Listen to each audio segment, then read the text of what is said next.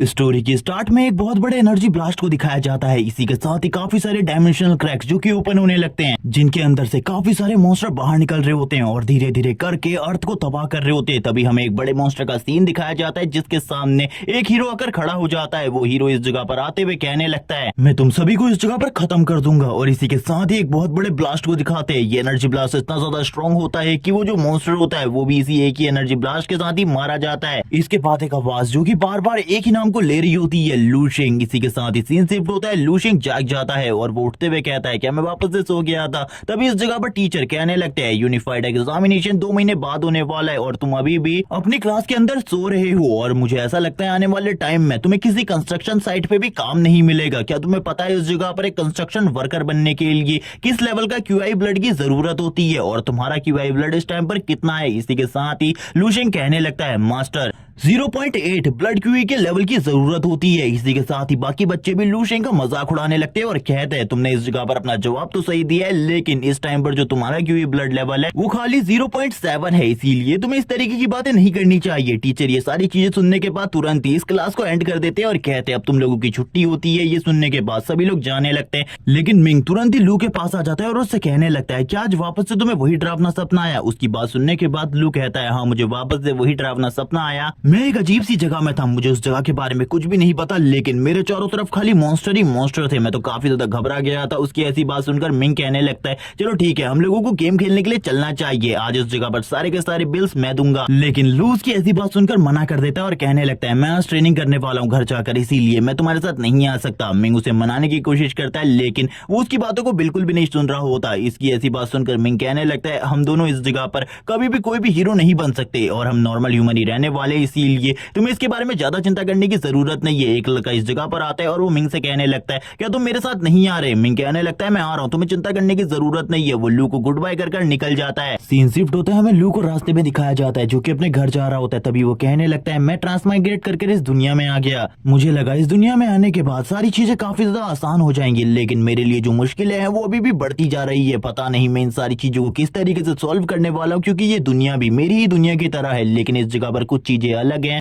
जैसे कि ह्यूमन के पास स्पेशल एबिलिटीज और वो मॉन्स्टर जो कि इस ह्यूमन वर्ल्ड को धीरे धीरे करके तबाह कर रहे हैं। जब मैं इन सारी चीजों के बारे में सोचता हूँ, मुझे ऐसा लगता है जैसे कि मैं किसी मांगा को रीड कर रहा हूँ या फिर मैं किसी मांगा की दुनिया के अंदर हूँ, लेकिन ये सारी चीजें काफी ज्यादा अलग इन सारी चीजों से। और ये कहने के साथ ही एक लड़की उसके पास से गुजरती है, उसे कहती है, तुम्हें इस जगह पर ध्यान देना चाहिए, रास्ते में सही तरीके से खड़े रहो। लू उसकी स्ट्रेंथ को देखकर हैरान था। वो कहता है, आखिरकार मैं कब इतना स्ट्रॉन्ग बनूंगा? इसी के साथ ही लू के घर पर सीन शिफ्ट होता है। हम लू के घर में लू की मॉम और फादर को देखते हैं। लू की मॉम इस जगह पर लू के फादर के बॉडी के ऊपर काफी सारे पैक्स को लगा रही होती है। इसी टाइम पर लू भी घर आ जाता है और अपनी मॉम को इसके बारे में बताता है। उसकी मॉम कहती है, तुम्हें थोड़ा टाइम के लिए रुकना होगा, जैसे ही तुम्हारी जो सिस्टर है वो घर आ जाएगी वैसे ही मैं इस जगह पर खाना लगा दूंगी, तब तक का तुम इस जगह पर आराम कर लो। अगर तुम कुछ प्रैक्टिस करना चाहते हो तो प्रैक्टिस कर लो। लू इसी के साथ ही कहता है, फादर मदर आपको ज्यादा चिंता करने की जरूरत नहीं है। वो अपने फादर से कहता है, आपको अपना ट्रीटमेंट करवा लेना चाहिए, मैंने अपने दोस्त से इसके बारे में पता किया था, ये काफी ज्यादा सस्ता है। लेकिन उसके फादर इस जगह पर मना करते हुए कहने लगते हैं, मैं इस जगह पर अभी काफी ज्यादा स्ट्रॉन्ग हूँ, तुम्हें मेरे बारे में चिंता करने की जरूरत नहीं है। मैं तुम्हारे लिए कुछ लेकर आया हूँ, तुम्हें एक बार इस पर नजर डालनी चाहिए। जैसे ही लू से देखता है वो बोलने लगता है, ये सप्लीमेंट और ये पिल इस जगह पर मैंने एडवर्टाइजमेंट में देखी थी, इनका प्राइस लगभग $2000 है, ये तो काफी ज्यादा महंगा है। आखिरकार आप मेरे लिए इन सारी चीजों को क्यों लेकर आए? तभी जो उसके फादर होते हैं वो कहने लगते हैं, तुम्हें ये चीजें रख लेनी चाहिए, इसके बारे में बिल्कुल भी नहीं पूछना चाहिए। लेकिन लू इन चीजों को देखकर हैरान था। तभी उसकी मॉम कहने लगती है, मैंने भी इनके बारे में सुना है, जब बच्चे छोटे होते हैं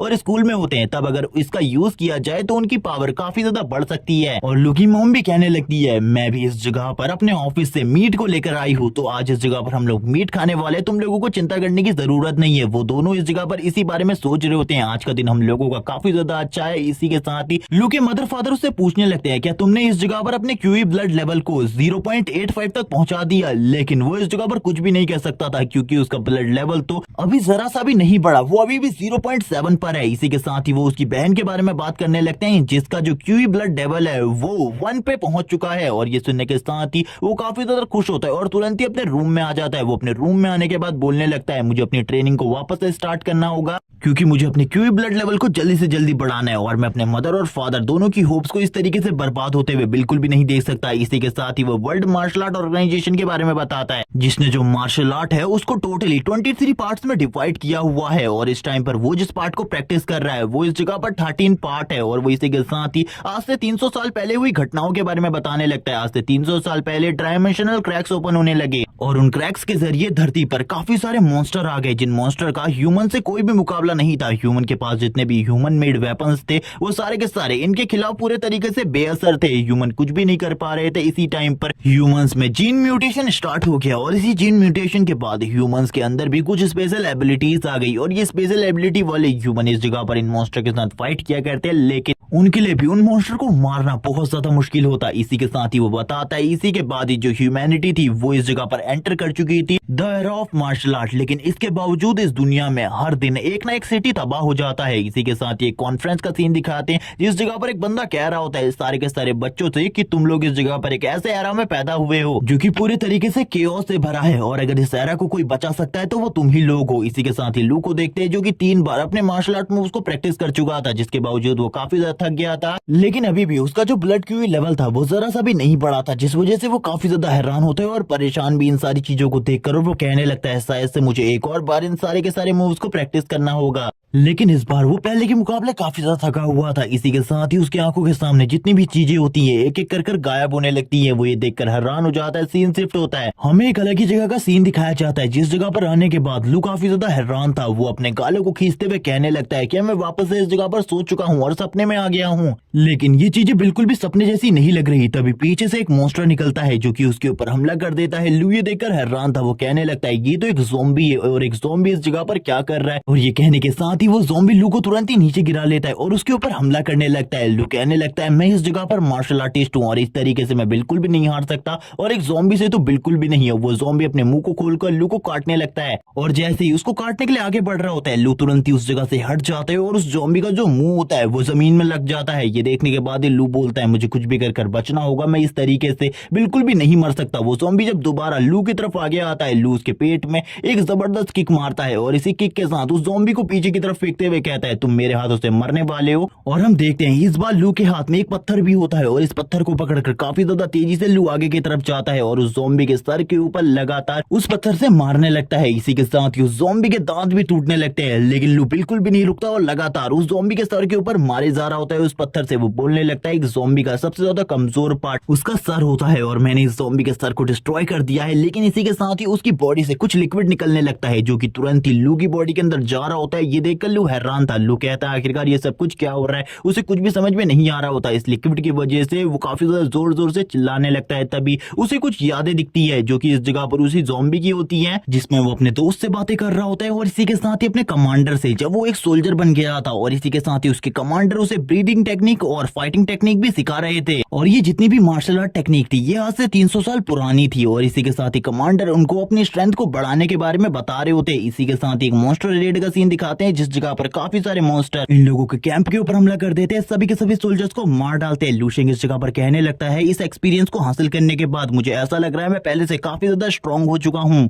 लेकिन ये सब कुछ तो एक सपना है। आखिरकार मुझे इस तरीके की फीलिंग क्यों आ रही है। तभी उसकी बॉडी के चारों तरफ एक एनर्जी आने लगती है। हम देखते हैं कुछ और ज़ॉम्बीज को जो कि इसी तरफ आगे बढ़ रहे होते हैं लू शेंग के ऊपर हमला करने के लिए और एक और ज़ॉम्बी काफी ज्यादा तेजी से लू शेंग के ऊपर हमला कर देता है। लू शेंग को कुछ भी समझ में नहीं आ रहा होता, लेकिन इस बार जो लू शेंग था उसके रिफ्लेक्शंस काफी ज्यादा फास्ट होते हैं जिस वजह से लू शेंग भी उसके ऊपर हमला कर देता है। दोनों ही एक दूसरे से फाइट करने लगते हैं। लू शेंग की पावर पहले वाले ज़ॉम्बी को मारने की वजह से काफी ज्यादा बढ़ चुकी थी, जिस वजह से वो इजीली इस ज़ॉम्बी को भी मार देता है थोड़े ही टाइम में और कहने लगता है मुझे बिल्कुल भी समझ में नहीं आ रहा आखिरकार ये सारी चीजें क्या हो रही है। तभी उसकी आंखें ग्लो करने लगती है। वो देखता है उसने इस जगह पर एक और ज़ॉम्बी को मार दिया है। ये देखने के बाद तो लू शेंग हैरान हो जाता है और कहने लगता है आखिरकार मैं किस जगह पर आ चुका हूँ, इस जगह पर इतने सारे ज़ॉम्बी कैसे हैं। तभी उस ज़ॉम्बी की बॉडी के अंदर से एक लिक्विड बाहर निकलने लगता है और वो सारा का सारा लिक्विड लू शेंग की बॉडी के अंदर जा रहा होता है धीरे धीरे करके। और इस लिक्विड के जाने के बाद ही लू शेंग को वापस से कुछ मेमोरीज दिखने लगती है। लू शेंग को कुछ भी समझ में नहीं आ रहा होता। लू शेंग कहने लगता है क्या ये उस ज़ॉम्बी की मेमोरीज है उसके ज़ॉम्बी बनने से पहले की, लेकिन तभी उसे एक नंबर याद आता है 1365 और वो इस नंबर को याद करके बोलने लगता है ये नंबर मेरे पिछले वाले ज़ॉम्बी की यादों में भी था, आखिरकार ये नंबर क्या है। वो इस नंबर के बारे में सोचकर काफी ज्यादा परेशान हो चुका था, इसीलिए एक लंबी सांस लेता है और आगे बढ़ने लगता है। आगे बढ़ते हुए वो वापस से उसी ज़ॉम्बी की बॉडी की तरफ आगे बढ़ रहा था। तभी हम देखते हैं उसकी बॉडी से जो बची कुछ एनर्जी होती है वो भी लू शेंग की बॉडी में ट्रांसफर होने लगती है। और जैसे ही ये एनर्जी लू शेंग की बॉडी में ट्रांसफर होती है, लू शेंग को कुछ कोड नंबर्स दिखाई देते हैं और इन नंबर्स को देखकर लू शेंग काफी ज्यादा हैरान था। उसका सर दर्द होने लगता है। लू शेंग बोलता है आखिरकार ये चीजें क्या है, और हम देखते हैं उसके चारों तरफ जो ब्लैक एनर्जी होती है वो बढ़ने लगती है। इन सब चीजों के बाद लू शेंग को ऐसा फील हो रहा होता है जैसे कि वो काफी ज्यादा स्ट्रांग हो चुका है पहले के मुकाबले। लू शेंग ये देखकर काफी ज्यादा हैरान था। वो बोलने लगता है आखिरकार मुझे इस तरीके की फीलिंग क्यों आ रही है। वो इन सारी चीजों के बारे में सोच रहा होता है, तभी उसे वापस से अपनी बॉडी में कुछ अलग फीलिंग आने लगती है और वापस से उसका सर दर्द होने लगता है। हम देखते हैं वापस से वो अपने रियल वर्ल्ड में आ जाता है और कहने लगता है आखिरकार इस जगह पर क्या चल रहा है। तभी उसे किसी के चीखने की आवाज आती है जो कि और कोई नहीं उसकी छोटी बहन है। बोलने लगती है लू शेंग क्या तुम वापस से सो चुके हो। हमें लू शेंग को दिखाते हैं। लू शेंग अपने कमरे से बाहर आते हुए कहता है हाँ मुझे इस जगह पर नींद आ गई थी। और इसी के साथ ही लू शेंग की छोटी बहन के बारे में बताया जाता है, इसका नाम किंग है और ये एक रियल जीनियस है। इसी के साथ ही ये काफी ज्यादा टैलेंटेड भी है। अब किंग इस जगह पर बोलने लगती है लू शेंग बाहर तुम्हें मॉम बुला रही है खाना खाने के लिए, जल्दी से बाहर आओ। और ये जो वर्कआउट है ये तुम बाद में भी कर सकते हो। ये सुनने के साथ ही लू शेंग कहने लगता है चलो ठीक है, इस जगह पर मैं इस वर्कआउट को बाद में कर लूंगा। और वो काफी ज्यादा थका हुआ होता है और वो बोलने लगता है मुझे बस इस जगह पर थोड़ी सी नींद आ गई थी। ये कहने के साथ ही वो इस जगह से जाने लगती है और अपने मन में कह रही होती है लू शेंग आजकल काफी ज्यादा प्रैक्टिस करने लगा है, उसकी जो फिजिकल कंडीशन है वो बदल चुकी है। अब वो इस बारे में सोच रही थी तभी वो वापस लू शेंग से कहती है मॉम तुम्हें बाहर बुला रही है, याद से जल्दी बाहर आ जाना वरना मॉम काफी ज्यादा गुस्सा करेंगी। लू शेंग बोलता है तुम्हें चिंता करने की जरूरत नहीं है, मैं थोड़ी ही देर में बाहर आऊंगा। और ये कहने के साथ ही जो लू शेंग होता है वो अपने मन में किंग के बारे में सोचने लगता है। बचपन में वो एक दूसरे के साथ खेला करते थे, एक दूसरे के साथ सारी की सारी चीजें शेयर किया करते थे। लेकिन जब वो एकेडमी में गए और एकेडमी में जाने के बाद उनका फर्स्ट रिजल्ट आया, उसी के साथ ही किंग को इस बारे में पता चल गया कि उसका भाई फ्यूचर में कुछ भी नहीं कर सकता। इसीलिए उसने लू शेंग के साथ दूरियां बनाना स्टार्ट कर लिया और वो हमेशा के लिए लू शेंग से दूर हो गई और वो लू शेंग से अब अच्छे से बात भी नहीं करती। और इन्हीं बारे में सोचते हुए लू शेंग कह रहा होता है पता नहीं इस जगह पर कब मैं अपनी फिजिकल कंडीशन को अच्छा कर पाऊंगा। लेकिन तभी उसकी नजर पड़ती है सामने के आईने के ऊपर, जिस जगह पर वो अपनी फिजिकल बॉडी को देखकर पूरे तरीके से हैरान हो जाता है और बोलने लगता है क्या ये इस जगह पर रियलिटी है, मुझे बिल्कुल भी समझ में नहीं आ रहा, मेरी स्ट्रेंथ इतनी ज्यादा कैसे बढ़ गई, मुझे एक बार डूजो में जाकर इसकी चेकिंग करानी होगी। मैं पहले से इस जगह पर अपने आप को काफी ज्यादा स्ट्रॉन्ग फील कर पा रहा हूँ। और हम देखते हैं इसी के साथ ही वो हवा में काफी सारे पंचेस मारने लगता है और वो याद करता है ये सारी चीजें तभी हुई है जब उसने उस ज़ॉम्बी के एक्सपीरियंस को हासिल किया है, यानी कि वो अपने सपनों से एक्सपीरियंस को हासिल कर सकता है। वो इन्हीं सारी चीजों के बारे में सोचकर खाने की टेबल पर आ जाते हैं और कहने लगता है मैं इस जगह पर आ चुका हूँ। उसकी मॉम भी उसके लिए काफी सारे खाने को ले आती है, लेकिन हम देखते हैं लू शेंग के लिए जितना भी खाना होता है वो कम पड़ जाता है। वो इस जगह पर और खाना मांगने लगता है और इससे पहले भी वो इस जगह पर 10 बोल राइस खा चुका था, लेकिन वो अपनी मॉम से कहता है मुझे एक और बोल चाहिए। तभी वो इस जगह पर अपने चारों तरफ देखता है, सभी लोग उसकी तरफ देख रहे होते हैं, इसीलिए वो कहता है नहीं इस जगह पर अब मेरा पेट भर चुका है, अब मैं इस जगह पर नहीं खाना चाहता। लेकिन उसके फादर बोलने लगते हैं नहीं इस जगह पर मुझे ऐसा लगता है तुम्हें काफी ज्यादा भूख लगी है, क्योंकि तुम्हारी एज ग्रुप के बच्चों को काफी ज्यादा भूख लगती है, तुम्हें इस जगह पर शर्माने की बिल्कुल भी जरूरत नहीं है। और वो अपनी वाइफ से कहते हैं तुम इसके लिए थोड़ा बहुत और राइस बना दो और कुछ और चीजें भी इसके लिए बनवा देना। तभी उसकी वाइफ कहने लगती है ठीक है इस जगह पर। और हम देखते हैं वो लू शेंग से कहने लगते हैं तुम्हें चिंता करने की जरूरत नहीं है, हमारे घर के अंदर तुम बिल्कुल भी भूखे नहीं रहोगे। लेकिन हम देखते हैं तभी लू शेंग की बहन किंग को जो बोलने लगती है यहाँ पर उसका जो QI ब्लड लेवल है वो अभी भी 0.7 है, उसने अपने लेवल को बिल्कुल भी आगे नहीं बढ़ाया, मैं इसके बारे में कुछ भी नहीं कहना चाहती। तभी उसके फादर बोलते हैं तुम दोनों के एकेडमीज में काफी ज्यादा अंतर है, इसीलिए तुम्हें अपने भाई के बारे में इस तरीके की बातें नहीं बोलनी चाहिए। लू शेंग इस जगह पर अपने फादर को शांत करने की कोशिश करता है, लेकिन इस जगह पर उसके फादर और बहन दोनों ही लड़ने लगते हैं। तभी हमारा सीन शिफ्ट होता है, हम देखते हैं हुआंग चेन डूजो का सीन, जिस जगह पर लू शेंग आया होता है अपने पावर को चेक करवाने के लिए। तभी वो इस डूजो के मालिक हुआन चेन के बारे में बताने लगता है। वो बताता है वो एक 4th रैंक का मार्शल आर्टिस्ट है और उसकी कॉम्बैट पावर लगभग 2 लाख कैटीज की है, इसीलिए मुझे ऐसा लगता है वो काफी ज्यादा स्ट्रॉन्ग है और हमारे बाई सिटी में उनके जैसा कोई भी नहीं है। और उनके पावर लेवल के बारे में ये भी कहा जाता है कि उन्होंने एक बार एक कॉम्पिटिशन के अंदर हमारे बाई सिटी को रिप्रेजेंट करते हुए 4th रैंक हासिल किया था टॉप 10 में से, इसीलिए वो हमारी पूरी की पूरी बाई सिटी में काफी ज्यादा पॉपुलर है और उनका ये डूजो भी काफी ज्यादा पॉपुलर है। और इसी बारे में बताते हुए वो कहता है इस जगह पर ट्रेनिंग भी दी जाती है लोगों को, लेकिन मेरे लिए ये बेकार है क्योंकि मैं एक रेयर जीनियस नहीं हूँ, बल्कि मेरी बहन के लिए इस जगह के एक्सपेंसेस को उठाना काफी ज्यादा सही रहेगा मेरे मॉम डैड के लिए। लेकिन वो इन सारी चीजों के बारे में बात करते हुए आगे बढ़ने लगता है और बोलता है इस जगह पर जो स्कूल का यूनिफाइड कंपटीशन है वो भी काफी ज्यादा नजदीक आ रहा है, मुझे जल्दी से जल्दी अपनी कॉम्बैट एबिलिटी को बढ़ाना होगा वरना मैं फेल हो जाऊंगा। वो इसी बारे में बात कर रहा होता है, एक लेडी की नजर लूशेंग के ऊपर पड़ती है जो उससे कहने लगती है सर मैं आपकी किस तरीके से मदद कर सकती हूँ। लूशेंग बताता है मैं अपने पावर लेवल को चेक करना चाहता हूँ, आखिरकार मैं किस जगह पर जाकर इन सारी चीजों को चेक कर सकता हूँ। वो लेडी अपने मन में कह रही होती है मुझे देखने से ही लगा था ये लड़का इस जगह पर काफी ज्यादा गरीब है, इसीलिए मुझे उसकी मदद करनी होगी। वो लूशेंग से कहती है इस जगह से राइट की तरफ चले जाओ, उस जगह पर तुम्हें वो जगह मिल जाएगी, अगर तुम्हें मेरी मदद की जरूरत हो तो इसके बारे में बता देना। लूशेंग मना करता है और कहने लगता है मैं इसे खुद चेक कर लूंगा। सबसे पहले वो अपने ब्लड क्यूई लेवल को चेक करने के लिए चाहता है और कहने लगता है मुझे अब देखना होगा आखिरकार जो मेरा ब्लड क्यूई का लेवल है वो कितना ज्यादा बढ़ चुका है। वो एक बॉल के ऊपर हाथ रखता है, जैसे ही वो उस बॉल के ऊपर हाथ रखता है हम देखते हैं काफी ज्यादा एनर्जी निकलने लगती है और उसका ब्लड क्यूई लेवल 0.9 पर पहुंच गया था। ये देखकर वो काफी ज्यादा खुश हो जाता है और कहने लगता है चलो ठीक है अब मुझे अपनी कॉम्बैट पावर को चेक करना चाहिए, अगर मेरी कॉम्बैट पावर भी ठीक ठाक आ जाती है तो मेरे लिए यूनिफाइड एग्जामिनेशन को पास करना बहुत ज्यादा आसान हो जाएगा। वो इसी बारे में बात कर रहा होता है और हम देखते हैं वो तुरंत ही अपनी कॉम्बैट पावर को चेक करने के लिए आ जाता है और बोलता है मुझे अपनी फुल पावर से इस पुतले के ऊपर एक पंच को मारना होगा, जिसके बाद मेरी कॉम्बैट पावर कितनी है इसके बारे में मुझे पता चल जाएगा, क्योंकि जो मेरी बहन है उसकी कॉम्बैट पावर 200 प्लस है, इसीलिए मुझे भी अपने कॉम्बैट पावर को अच्छे तरीके से इंक्रीज करना होगा। और ये कहने के साथ ही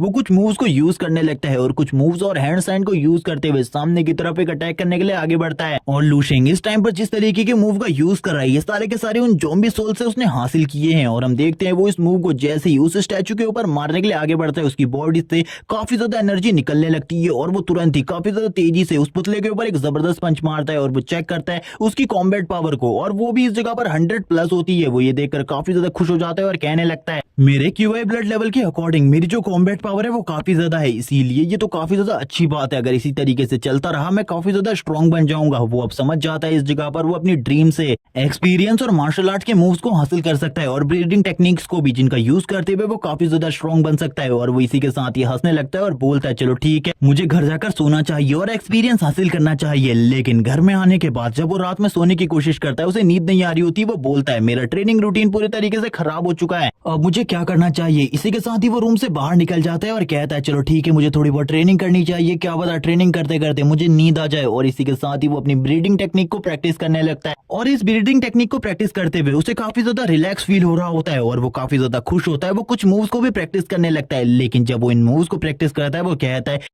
आखिरकार मैं इन मूव्स को गलत तरीके से क्यों प्रैक्टिस कर रहा हूँ। पहले तो मैं इन्हें इस तरीके से बिल्कुल भी प्रैक्टिस नहीं करता था, तभी उसे पता चलता है ये उन ज़ॉम्बी मेमोरीज की वजह से है, क्योंकि पास्ट लाइफ में ये मूव किसी और तरीके से यूज किए जाते थे और करंट टाइम की मार्शल आर्ट में ये पूरे तरीके से चेंज हो चुके हैं। इसीलिए लूशेंग पास्ट लाइफ की मार्शल आर्ट के ही तरीकों से इस मूव्स को यूज करने लगता है, जैसे कि उसने अपने उन सोल्जर की मेमोरीज में देखे थे। और इसी के साथ ये भी कहने लगता है ये मूव्स काफी ज्यादा फायदेमंद लगते हैं मुझे इन्हीं मूव्स को प्रैक्टिस करना चाहिए। और इसी के साथ ही वो लगातार इन मूव्स को प्रैक्टिस करने लगता है। जब जब वो इन मूव्स को प्रैक्टिस कर रहा होता है उसकी बॉडी से बहुत ज्यादा स्पिरिचुअल एनर्जी निकलने लगती है। वो इस एनर्जी के साथ ही कल्टीवेट कर रहा होता है और अपनी पावर को धीरे धीरे करके बढ़ाने की कोशिश कर रहा था। हम देखते हैं वो काफी सारे हैंड साइन को भी यूज करता है और कहने लगता है अब मैं पहले के मुकाबले काफी ज्यादा स्ट्रॉन्ग फील कर पा रहा हूँ। मुझे ऐसा लगता है अब मैं अगर वापस से उन ज़ॉम्बीज के साथ फाइट करूं जिनसे मैंने पहले फाइट करी थी, मैं काफी ज्यादा आसानी से उन्हें हरा सकता हूँ बिना किसी वेपन के। और उनकी ब्रीडिंग टेक्निक को सीखने के बाद जो मेरी पावर है वो और भी ज्यादा बढ़ गई है। और हम देखते हैं उसके हाथों के ऊपर एक अलग ही तरीके के और बॉल को जिसका यूज करते हुए वो अपनी पावर को बढ़ा रहा होता है, लेकिन इसी के साथ ही उसका पेट गुड़गुड़ करने लगता है। वो कहता है आखिरकार ये सब कुछ क्या चल रहा है। और इसी के बाद ही उसके पेट में काफी ज्यादा दर्द होने लगता है। वो कहता है मुझे बहुत ज्यादा भूख लग रही है, मेरी एनर्जी पूरे तरीके से खत्म हो चुकी है, मैंने जितना भी खाना खाया था मैंने इस प्रैक्टिस के साथ ही उस सारी की सारी एनर्जी को मैंने वेस्ट कर दिया है। मुझे अगर और ज्यादा एनर्जी चाहिए तो काफी सारे सप्लीमेंट और मेडिसिन की जरूरत होगी, लेकिन मेरे पास इतना पैसा बिल्कुल भी नहीं है और मैं फैमिली में इस बारे में बिल्कुल भी नहीं बता सकता कि मुझे काफी सारे पैसों की जरूरत है। अगर मुझे सप्लीमेंट और मेडिसिन चाहिए तो मुझे ऐसा लगता है मुझे खुद ही पैसे कमाने पड़ेंगे, लेकिन मैं पैसे कमाने के लिए क्या करूंगा। वो इसी बारे में सोच रहा होता है और कहता है मुझे ऐसा लगता है अगर मुझे स्कॉलरशिप मिल जाए अपने स्कूल की तरफ से तो जरूर इस जगह पर मेरे पास इतने पैसे हो जाएंगे कि मैं उन चीजों को खरीद सकूं जिन चीजों की मुझे जरूरत है। इसी के साथ ही वो कहने लगता है लगता है चलो ठीक है अब मुझे स्कॉलरशिप के लिए अप्लाई करना होगा। अब इसी के साथ ही वो अपने मन में काफी सारी चीजों के बारे में सोच रहा होता है और बोलता है मुझे अब और भी ज्यादा स्ट्रांग बनना होगा। सीन शिफ्ट होता है, सीन दिखाया जाता है लू शेंग की एकेडमी का, जिस जगह पर आज उनकी लाइव कॉम्बैट क्लास होने वाली थी। हम मिंग को देखते हैं जो कि तैयार हो रहा होता है और कहने लगता है लाइव कॉम्बैट क्लास काफी लंबे टाइम के बाद हो रही है, आज काफी ज्यादा मजा आने वाला है। लू शेंग भी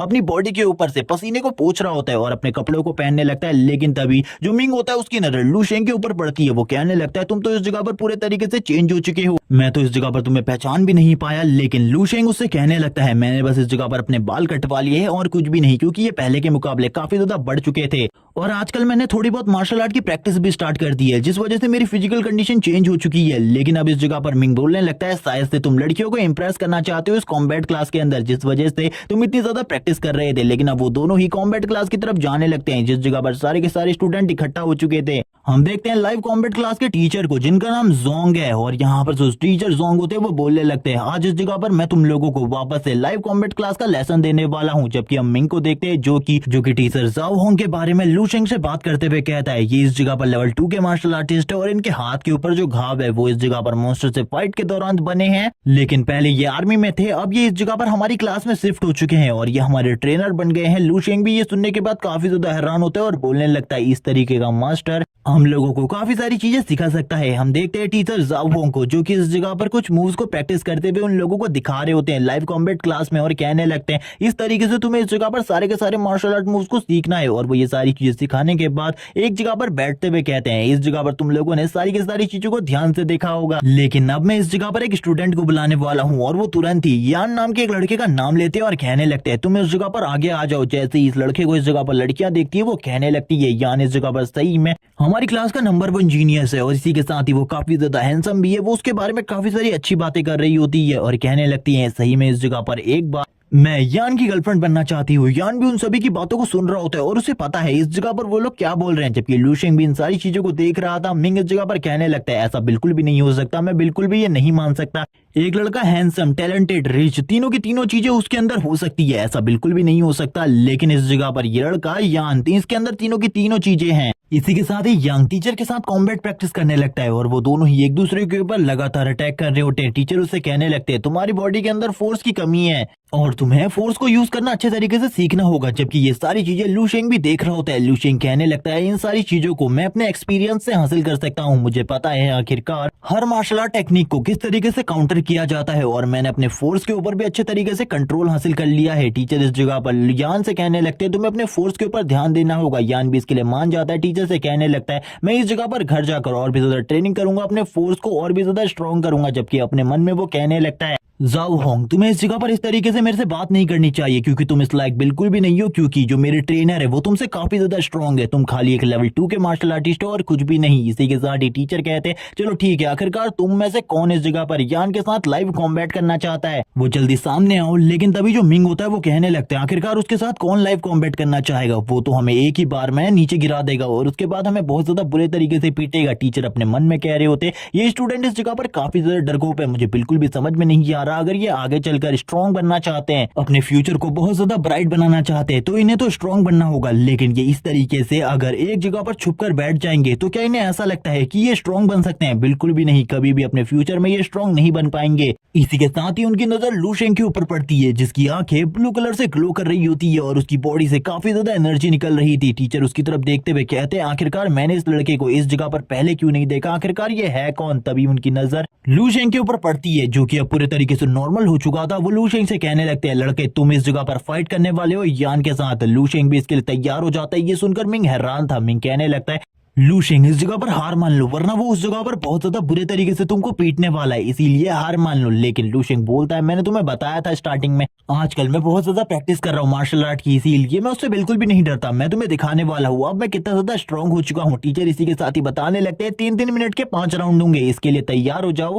और वो लू शेंग से इस जगह पर पूछने लगते हैं मुझे इस जगह पर अपने QI ब्लड लेवल के बारे में बताओ। लेकिन इससे पहले वो दोनों एक दूसरे की तरफ देख रहे होते हैं इस लाइव कॉम्बैट क्लास में, क्योंकि जो भी बंदा इन दोनों में से इस मैच को जीतेगा वही इस जगह पर क्लास का रियल जीनियस बनने वाला है। टीचर इसी के साथ ही लू शेंग से कहते हैं, मुझे इस जगह पर अपने क्यूआई ब्लड लेवल के बारे में बताओ, जब तुमने अपने क्यूआई ब्लड लेवल को लास्ट टाइम पर चेक किया था। लू शेंग ये सुनने के बाद ही बता देता है 0.8। टीचर भी इस बात को सुनकर काफी ज्यादा हैरान होते हैं और बोलने लगते हैं, क्या मैंने इस जगह पर कुछ गलती कर दी इस लड़के को इन सभी में से ढूंढने में, क्योंकि मुझे बिल्कुल भी नहीं लगता ये लड़का टिक भी पाएगा। यान लू शेंग से बोलने लगता है, तुमने टीचर के लेक्चर को अगर सही से नहीं सुना तो मैं तुम्हें बता देता हूँ, तुम अपने गार्ड को हमेशा अप रखना वरना तुम्हारी हालत काफी ज्यादा खराब हो जाएगी। लू शेंग बोलने लगता है, इसके लिए थैंक्स इस जगह पर, लेकिन मुझे ये सारी की सारी चीजें याद है। हम देखते हैं वो इसी बारे में बात कर रहा होता है, लेकिन जो यान होता है उसका पंच लू शेंग के काफी ज्यादा करीब आ जाता है। लू शेंग इसी के साथ ही लाइव कॉम्बैट के बारे में बात करना स्टार्ट करता है। सभी लोग इस जगह पर काफी ज्यादा डर चुके होते हैं। लू शेंग कहता है, मुझे इस जगह पर अपने डिफेंस को अप रखना होगा, अगर मैं इस जगह पर उसके पंच को रोक नहीं पाया तो मेरे लिए जो सिचुएशन है वो काफी ज्यादा खराब हो जाएगी। यान को दिखाया जाता है, यान कह रहा होता है, तुम तो इस जगह पर बहुत बड़े बेवकूफ हो, तुमने इस जगह पर मुझे सामने की तरफ से सारी की सारी ओपनिंग दी हुई है, मैं तुम्हारी ओपनिंग को देखकर तुम्हारे ऊपर अटैक कर सकता हूँ। लू शेंग बोलता है, तुम्हें अपने अपोनेंट को कभी भी कमजोर और बेवकूफ नहीं समझना चाहिए, क्योंकि अगर तुम्हारा ओपोनेंट तुम्हें कुछ ओपनिंग दे रहा है तो इस जगह पर जरूर वो तुम्हारे ऊपर दूसरी साइड से हमला करने वाला है। और इसी के साथ ही लू शेंग जबरदस्त पंच उसके गाल के ऊपर मारता है। ये पंच इतना ज्यादा स्ट्रॉन्ग होता है कि यान भी नीचे गिर जाता है। सारे के सारे स्टूडेंट ये देखकर हैरान हो जाते हैं और इसी एक पंच के साथ वो नॉकआउट हो चुका था। टीचर जाओ होंग भी उसके पास आ जाते हैं और कहने लगते हैं, तुम लोग इस जगह पर क्या देख रहे हो, जल्दी से इस जगह पर डॉक्टर को बुलाओ वरना इसकी कंडीशन काफी ज्यादा खराब हो सकती है। ये सुनने के बाद सारे के सारे स्टूडेंट हैरान हो जाते हैं। सभी लोग लू शेंग की तरफ देखने लगते हैं क्योंकि उसी ने इतने ज्यादा जोरदार पंच को मारा था। इसी के साथ ही लू शेंग के बारे में सभी लोग काफी सारी बातें करने लगते हैं। वो कहते हैं, लू शेंग ने एक ही पंच में यान को इस जगह पर नॉकआउट कर दिया, ऐसा कैसे हो सकता है। इसी के साथ ही यान का सीन दिखाते हैं, यान के गाल के ऊपर एक निशान बन चुका था। इसी के साथ ही हम देखते हैं टीचर इस जगह पर उन सभी बच्चों से कह रहे होते हैं, इस जगह पर घेरा बनाना बंद करो। लू शेंग भी काफी ज्यादा तेजी से टीचर की तरफ आगे बढ़ने लगता है और टीचर से कहता है, मुझे माफ कर देना इस चीज के लिए,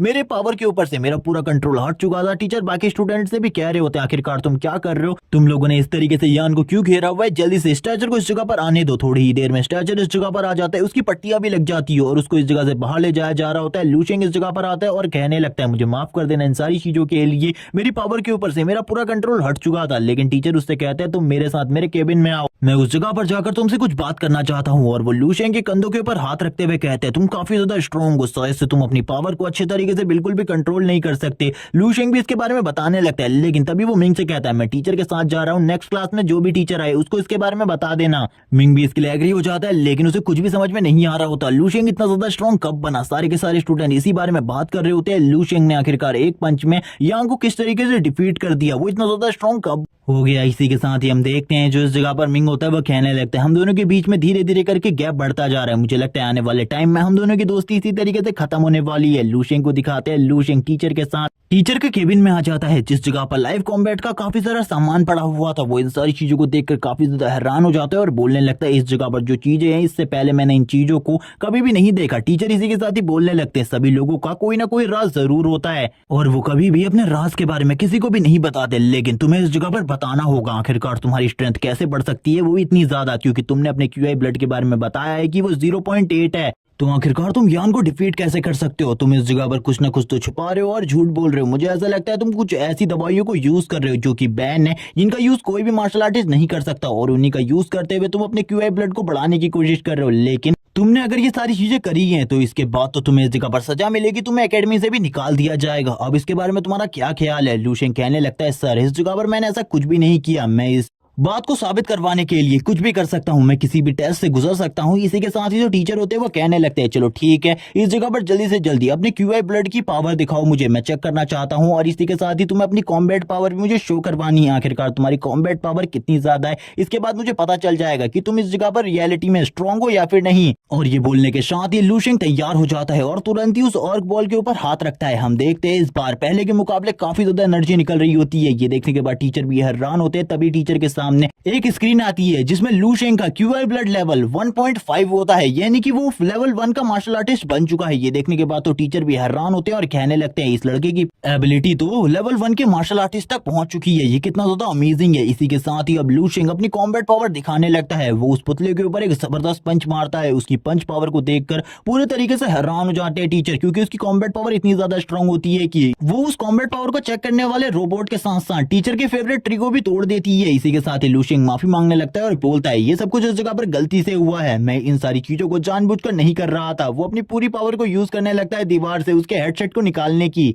थोड़ी देर बाद वो इसमें कामयाब भी हो जाता है। टीचर कहने लगता है अब मुझे इस जगह पर विश्वास हो चुका है तुम एक रियल जीनियस हो, लेकिन तुमने इस जगह पर बताया कि तुम्हारी जो कॉम्बैट पावर और इसी के साथ ही तुम्हारा जो क्यूआई ब्लड था वो 0.8 था। और मुझे बताओ आज से पहले तुमने अपने क्यूआई ब्लड लेवल को कब चेक किया था? इसी के साथ ही लूशिंग बताता है आधे महीने पहले। ये सुनने के साथ ही टीचर हैरान हो जाते हैं और कहने लगते हैं आधे महीने के अंदर ही इसने अपनी पावर को 2 गुने से भी ज्यादा बढ़ा लिया है। मैं ऐसा बिल्कुल भी नहीं मान सकता, लेकिन ये लड़का एक जीनियस है। इसी के साथ ही वो उससे कहने लगते हैं मुझे इस जगह पर एकेडमी को तुम्हारे बारे में बताना होगा, जिसके बाद वो तुम्हारी प्रोग्रेस पर और ज्यादा ध्यान देंगी। इसी के साथ ही अगर तुम्हें कोई प्रॉब्लम होगी तो इसका सोल्यूशन भी एकेडमी के थ्रू निकाला जाएगा। और इसी के साथ ही वो लूशिंग को और भी काफी सारी बातें बताने लगते हैं, लेकिन लूशिंग इस जगह पर टीचर से कहने लगता है मैं इन सारी चीजों को बिल्कुल भी नहीं चाहता, मैं यहाँ पर बिल्कुल भी नहीं चाहता कि आप इन सारी चीजों के बारे में एकेडमी के हेड से बात करें। ये सारी चीजें आप भूल जाइए, ये सारी चीजें बिल्कुल भी मत कीजिए। और ये कहने के साथ ही वो खामोश हो जाता है। लेकिन इस जगह पर उसकी कॉम्बैट पावर को देखने के बाद जो टीचर जॉब होंग होते हैं वो कहने लगते हैं मैंने इसी तरीके का एक्सपीरियंस पहले भी किया हुआ है, मुझे ऐसा लगता है ये लड़का आने वाले टाइम में मिलिट्री को ज्वाइन कर काफी ज्यादा स्ट्रॉन्ग बन सकता है। वो अपने मिलिट्री टाइम के बारे में बताने लगते हैं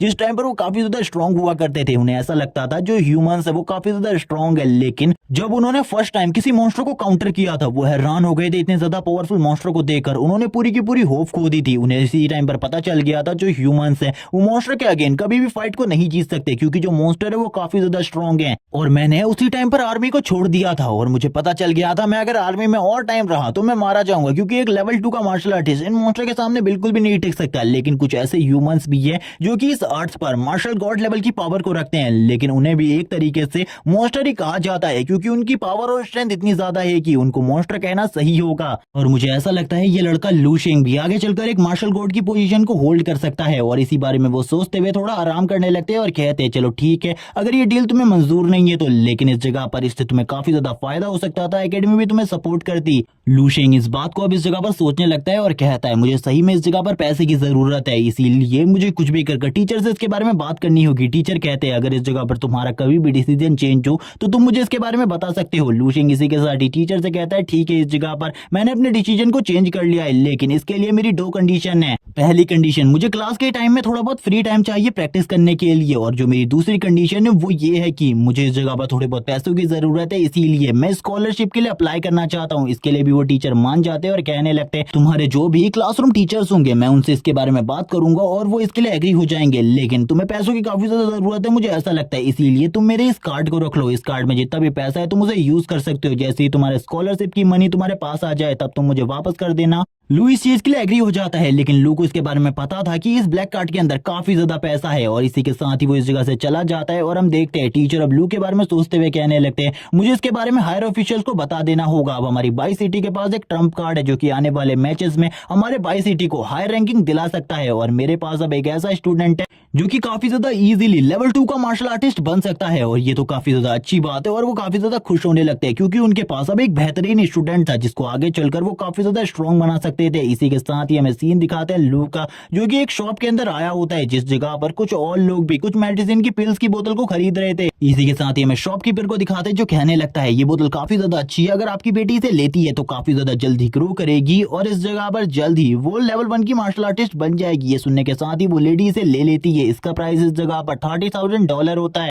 लू भी इन सारी चीजों को सुन रहा होता है और कहने लगता है मेरे घर की मंथली इनकम खाली $5,000 है, लेकिन ये लोग इस जगह पर इतने ज्यादा एक्सपेंसिव प्राइसेस में भी इन सारी चीजों को खरीद रहे हैं, यानी कि जो अमीर इंसान है वो काफी ज्यादा इजीली मार्शल आर्टिस्ट बन सकता है, लेकिन जो गरीब है वो कभी भी इन सारी चीजों को नहीं कर सकता। जैसे कि जो मेरी बहन है वो एक प्रोडिजी है और वो आगे चलकर काफी ज्यादा स्ट्रॉन्ग बन सकती है। मैं उसका कमजोर भाई नहीं रहना चाहता, मैं भी स्ट्रॉन्ग बनना चाहता हूँ। जैसे कि मैंने ट्रांस माइग्रेट किया है दूसरे वर्ल्ड से, लेकिन फिर भी मैं इस वर्ल्ड को धीरे धीरे करके समझना चाहता हूँ अच्छे तरीके से। इसी के बाद ही 2 और लड़के अपनी अमीरियत के बारे में बात कर रहे होते हैं। लू इस बारे में सुनने के बाद काफी ज्यादा हैरान होता है और कहने लगता है मेरे पास बिल्कुल भी पैसे नहीं है, लेकिन इन लोगों के पास इतना पैसा है कि ये पूरे तरीके से अपनी मनी को बर्बाद कर सकते हैं। मुझे भी इतना पैसा चाहिए, मैं भी एक मार्शल आर्टिस्ट बनने के बाद काफी सारा पैसा कमाना चाहता हूँ। इसके लिए मुझे स्ट्रॉन्ग बनना होगा। जिस वर्ल्ड से मैं इस वर्ल्ड में आया हूँ मैं उस वर्ल्ड में काफी ज्यादा कमजोर था, मैं काफी ज्यादा अनलकी था, लेकिन मैं इस वर्ल्ड में स्ट्रॉन्ग बनना चाहता हूँ, स्ट्रॉन्गेस्ट बनना चाहता हूँ। मेरे जितना स्ट्रॉन्ग कोई भी ना हो और इस वर्ल्ड की सारी प्रॉब्लम्स को मैं काफी ज्यादा इजीली सॉल्व कर दूं। और वो इसी तरीके की बातें कर रहा होता है और कहने लगता है अब इस जगह पर काफी ज्यादा टाइम हो चुका है। और वो इन सारी चीजों को सोचने के बाद कहता है मैं भी काफी ज्यादा स्ट्रांग हो चुका हूँ, अगर इसी तरीके से मेरे पास और भी ज्यादा एक्सपीरियंस आता रहा तो मैं और भी ज्यादा स्ट्रांग बन जाऊंगा, इसीलिए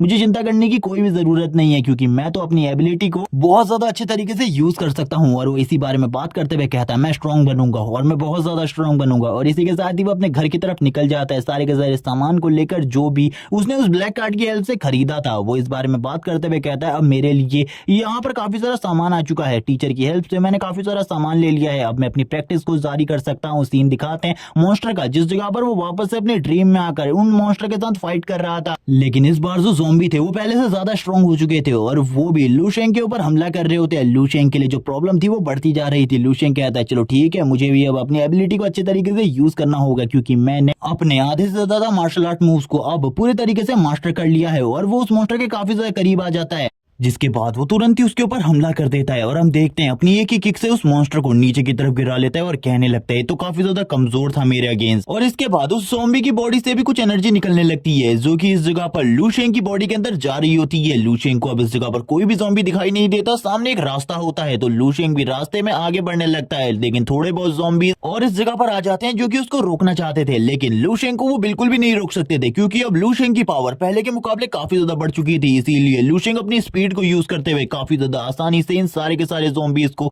एक एक करके मारना स्टार्ट कर देता है। और इसी के साथ ही जब वो ऊंचाई पर खड़ा होता है तभी उसे दिखाई देती है एक बहुत बड़ी सिटी, जिस सिटी को देखकर वो पूरे तरीके से हैरान था। वो कहने लगता है आखिरकार ये जगह क्या है और इसी के साथ ही इसके चारों तरफ इतनी बड़ी बड़ी वॉल्स क्यों बनाई गई हैं। तभी उसे समझ में आता है ये कोई एरिया है, ये कोई डिफेंस एरिया है जिसको इस जगह पर प्रोटेक्ट करने के लिए ये वॉल्स बनाई गई है। इसी के साथ ही वो अपने मन में कह रहा होता है मुझे ऐसा लगता है कि थोड़ी ही देर में ये जो वॉल्स है इस जगह पर ये चकनाचूर हो जाएगी और इसके अंदर से टाइटन बाहर निकलना स्टार्ट हो जाएंगे। और वो इसी तरीके की बातें कर रहा होता है तभी वो अपने सामने की तरफ देखने लगता है जहां पर बहुत बड़ी बड़ी चट्टानें होती है और अब वो उन चट्टानों से ऊपर की तरफ जाने लगता है ताकि वो इस सिटी के नजारे को अच्छे तरीके से देख सके और जाने के रास्ते को भी आखिरकार वो सिटी में कैसे जा सकता है। और इसी के साथ ही वो ऊपर की तरफ चढ़ना स्टार्ट करता है और बोलता है ये जो वॉल है ये काफी ज्यादा मजबूत है, मैं इसे अपनी पावर से तो बिल्कुल भी नहीं तोड़ सकता, लेकिन जो ये सिटी है ये कोई भी नॉर्मल सिटी नहीं बल्कि इस जगह पर ये एक डिफेंस फोर्स एरिया है क्योंकि मैंने एक ज़ॉम्बी की मेमोरी में इस जगह को देखा था और इस जगह के बारे में मुझे चीजें पता चली थी। तभी वो एक घर को देखता है जिसके अंदर कोई इंसान बैठा हुआ था, वो काफी ज्यादा बुरी हालत में होता है, लेकिन तभी उसकी आंखें ग्लो करने लगती हैं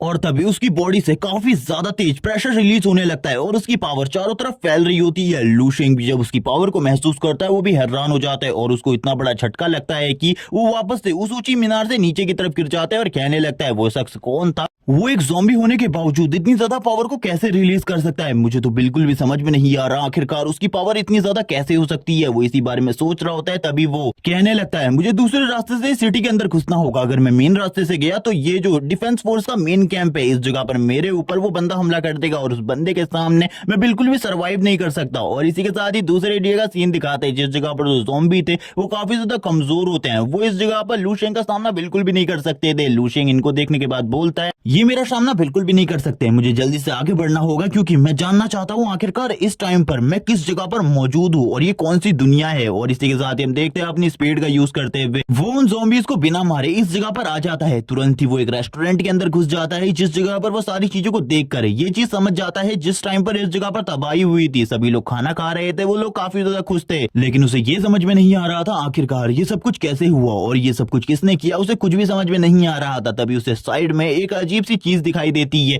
जिसको वो तुरंत ही टच करने के लिए आगे बढ़ने लगता है और हम देखते हैं जैसे ही वो उसे टच करता है उसी के साथ ही वो चीज ग्लो करने लगती है और हमें एक एआई को दिखाया जाता है जो कि उसके सामने खड़ी होती है और उससे कहने लगती है इस दुनिया के तबाह होने के बाद अब मैं इस जगह पर वापस से एक्टिवेट हो चुकी हूँ। ये सुनने के बाद लू शेंग हैरान होता है और कहने लगता है ये तो एक होलोग्राम है, आखिरकार मेरे सामने एक लड़की का होलोग्राम कैसे आ सकता है, क्या ये सही में इस जगह पर एक होलोग्राम है जो कि मुझसे बात कर सकता है। लेकिन तभी इस जगह पर वो लड़की बताती है ये कोई होलोग्राम नहीं बल्कि एक आर्टिफिशियल इंटेलिजेंस है। और ये सुनने के बाद ही वो हैरान होता है क्योंकि उसकी दुनिया में अभी तक इस तरीके की चीजों को डेवलप नहीं किया गया। तभी वो इस जगह पर बताने लगती है वो इस टाइम पर एरिया 1359 में मौजूद है। ये सुनने के बाद ही वो हैरान हो जाता है और कहने लगता है 1359, यानी कि मैं सही था, ये एक डिफेंस आर्मी कैंप एरिया है। इसी के साथ ही वो उस एआई से पूछने लगता है मुझे इस वर्ल्ड के बारे में सारी की सारी जानकारी चाहिए। ये सुनने के साथ ही वो एआई तुरंत ही सारी की सारी मेमोरीज को रिस्टोर करने लगती है और सारी की सारी चीजों को लू शेंग के सामने तुरंत ही ले आती है। लू शेंग अब सारी की सारी चीजों को देखने लगता है। वो ये सारी की सारी चीजें देखकर काफी ज्यादा हैरान हो जाता है, क्योंकि जब इस वर्ल्ड में मार्शल आर्ट एरा की स्टार्ट हुई थी, उसी के साथ ही इस वर्ल्ड का डिक्लाइन भी स्टार्ट हुआ था।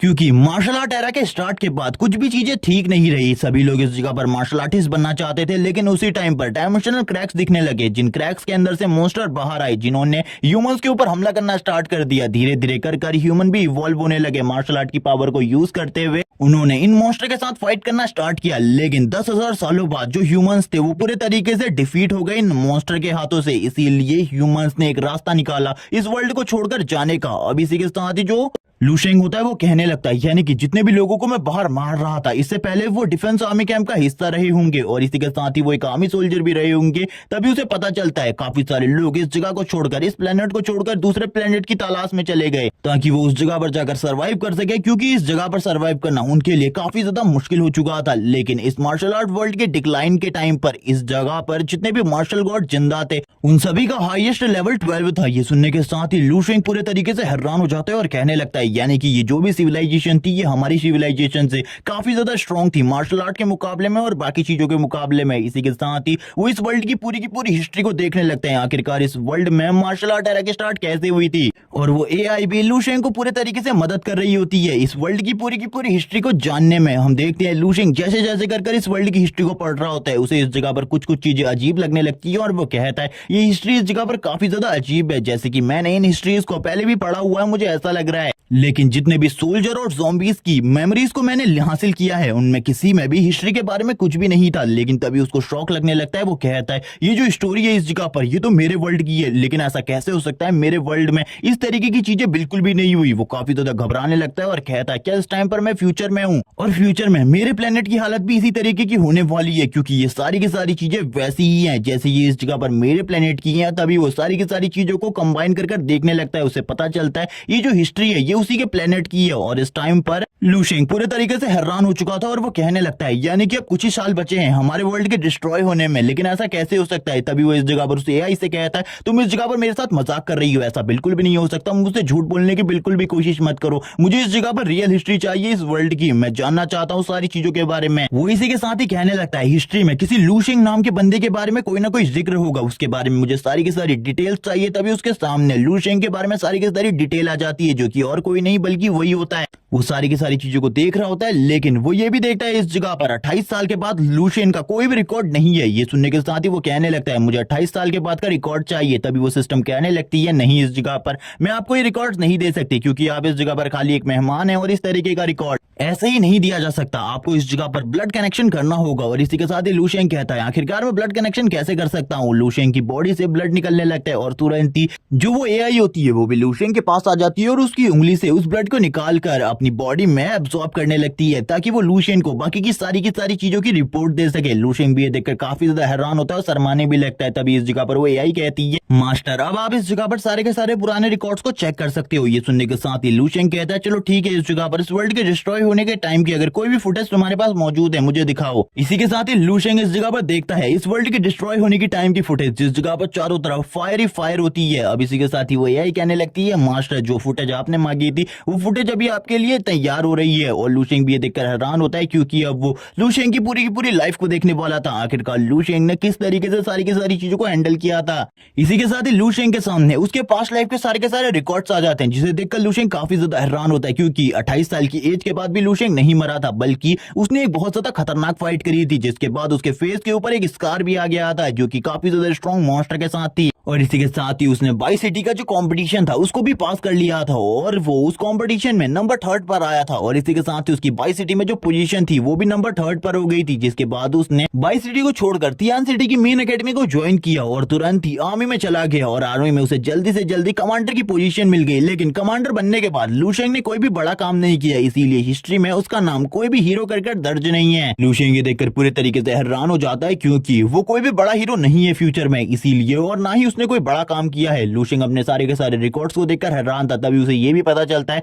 खाली 36 ईयर की उम्र में वो मारा जाएगा, यानी कि अब उसके पास खाली 18 साल का टाइम बचा अपने आप को स्ट्रॉन्गेस्ट बनाने का और अपनी फ्यूचर को चेंज करने का। और वो इसी बारे में सोच रहा होता है और कहने लगता है आखिरकार मैं किस तरीके से और भी ज्यादा स्ट्रॉन्गेस्ट बन सकता हूँ। इस जगह पर वो सारे के सारे रिकॉर्ड्स मौजूद है जो कि अभी मेरे साथ हो रहा है, यानी कि अचानक से जितने भी तेजी से मेरी पावर बढ़ रही है वो सारे के सारे रिकॉर्ड यहाँ पर मौजूद हैं। लेकिन मुझे ऐसा लगता है मैं अभी भी अपनी पावर को और ज्यादा बढ़ा सकता हूँ और इसी तरीके से लेवल अप कर सकता हूँ। और अगर इसी तरीके से मेरा लेवल अप होता रहा मैं काफी ज्यादा जल्दी काफी ज्यादा स्ट्रॉन्गेस्ट बन जाऊंगा, क्योंकि मुझे इस वर्ल्ड में स्ट्रॉन्गेस्ट की पोजीशन को होल्ड करना है। मैं इस जगह पर कोई भी नॉर्मल सोल्जर या कमांडर नहीं बनना चाहता, मैं तो उन मार्शल गॉड के लेवल पर जाना चाहता हूँ जो कि इस टाइम पर हमारे पूरे के पूरे वर्ल्ड के स्ट्रॉन्गेस्ट लोग कहलाते हैं। और इसी के साथ ही उसके सामने और भी काफी सारी सिस्टम स्क्रीन आने लगती है जिसमें उसके बारे में थोड़ी बहुत और जानकारी होती है। लेकिन अब लूशिंग इस जगह पर वापस से खड़ा होते हुए कहता है मैं बाई और तियान सिटी में ये इस जगह पर एक जीनियस नहीं कहलाना चाहता, बल्कि मैं कहलाना चाहता हूँ इस वर्ल्ड का नंबर 1 जीनियस और सबसे ज्यादा स्ट्रॉन्गेस्ट मार्शल आर्टिस्ट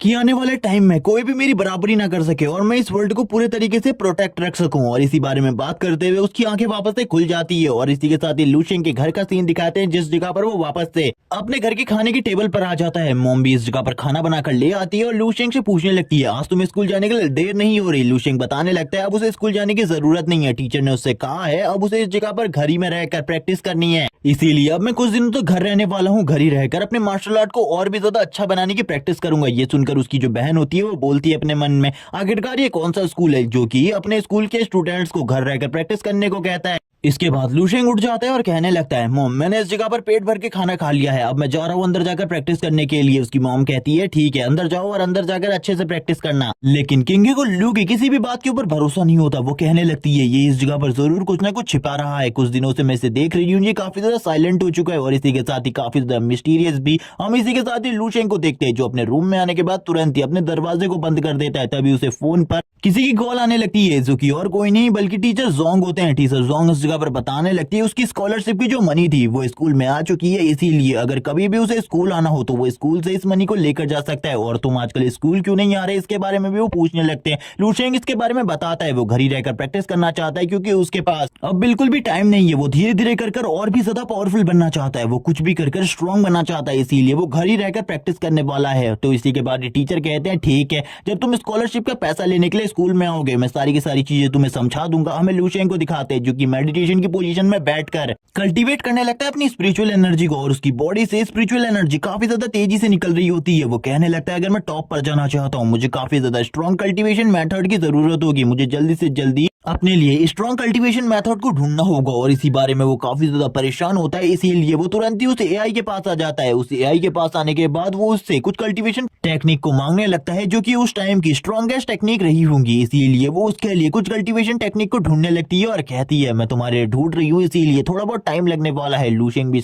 इसके लिए तैयार होता है, तभी लूशिंग के सामने काफी सारी कल्टीवेशन टेक्निक आ जाती है। इतनी सारी कल्टीवेशन टेक्निक को देखकर तो लूशिंग हैरान हो चुका था। इसी के साथ ही वो एआई कहने लगती है ये सारी की सारी कल्टीवेशन टेक्निक है जो कि बेस्ट है। तभी लूशिंग उससे कहता है मुझे इन सभी में से भी काफी ज्यादा स्ट्रॉन्गेस्ट और बेस्ट टेक्निक चाहिए। वो वापस से इस जगह पर छाटना स्टार्ट कर देती है और वापस से लूशिंग के सामने कुछ और टेक्निक आ जाती है। लूशिंग इन सारी चीजों को देखकर काफी ज्यादा हैरान था क्योंकि अभी भी काफी सारी टेक्निकों में से उस स्पेशल टेक्निक को ढूंढना काफी ज्यादा मुश्किल था, इसीलिए लूशिंग कहता है क्या ये काम थोड़ा और ज्यादा जल्दी हो सकता है। वो एआई कहने लगती है मैंने इस जगह पर तुम्हारे लिए 3 स्पेशल कल्टीवेशन टेक्निक को ढूंढ लिया है, जिनमें से सबसे पहले इस जगह पर एक बॉडी रिफाइनमेंट टेक्निक है। और वो तुरंत ही इस टेक्निक के बारे में उसे बताने लगती है, इसके ओरिजिन के बारे में। इस टेक्निक का नाम स्टार बॉडी रिफाइनिंग टेक्निक है और इसी के साथ ही इस टेक्निक को एक लेवल 11 के मार्शल गॉड ने खोजा था। और इसी के साथ ही वो दूसरी एक ब्रीदिंग टेक्निक के बारे में बताती है जो कि इस जगह पर नेचर ब्रीदिंग टेक्निक है और इसको भी इस जगह पर लेवल 11 के मार्शल गॉड ने ढूंढा था। इसी के बाद ही वो थर्ड टेक्निक के बारे में बताती है, लेकिन थर्ड टेक्निक किस तरीके से यूज होने वाली है इसके बारे में उसको भी नहीं पता होता। लूशिंग कहने लगता है ये तीनों की तीनों टेक्निक सबसे ज्यादा स्ट्रॉन्गेस्ट है हिस्ट्री में, इसीलिए